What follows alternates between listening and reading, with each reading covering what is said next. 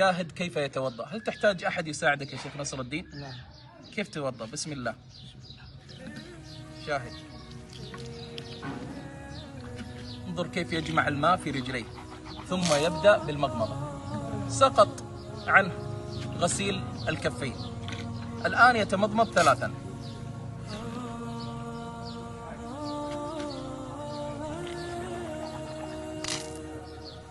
بعدها انظروا كيف يستنشق.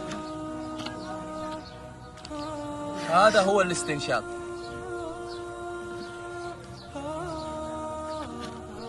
الله أكبر. هل شاهدت كيف يستنشق الماء؟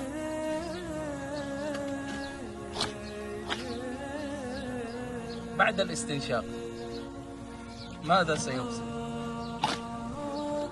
الآن يغسل وجهه، يغسل وجهه برجليه. والله إن هذه الرجل أكرم عند الله من وجيه كثير من الناس قصروا في الصلاة. هذه الرجل الطاهرة العظيمة التي تتوضأ ويغسلها كل يوم مرات ومرات، الآن يمسح على رأسه. ثم بعدها انظروا كيف يمسح ويضع الماء في أذنيه.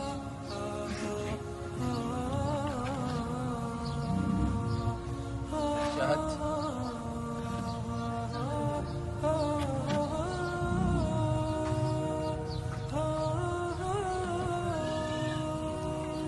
بعدها الآن يغسل الرجلين. الله أكبر. سنوات وهو على هذه الحالة، سنوات وهو يصلي قبل صلاته يتوضأ بهذا الوضوء بهذه الطريقة، لا يساعده أحد. رسالة: يا من عصيت الله في يديك، يا من تدخن، يا من تسرق، يا من تفعل الحرام وتبطش بيديك، أسألك بالله من أحوج باليدين، أنت أم هذا الرجل الذي يريد أن يدافع عن نفسه، يريد أن ينظف عورته، لا يستطيع. هو يستطيع يرد على الهاتف، يستطيع يحسب الأموال، يحمل، لكن لا يستطيع ينظف عورته. يا من عصيت الله في يديك، تذكر هذا المشهد. يا من قصرت في الصلاة، تذكر هذا المشهد. يا من أعطاك الله سبحانه وتعالى هذه الصحة، ترى الله قادر.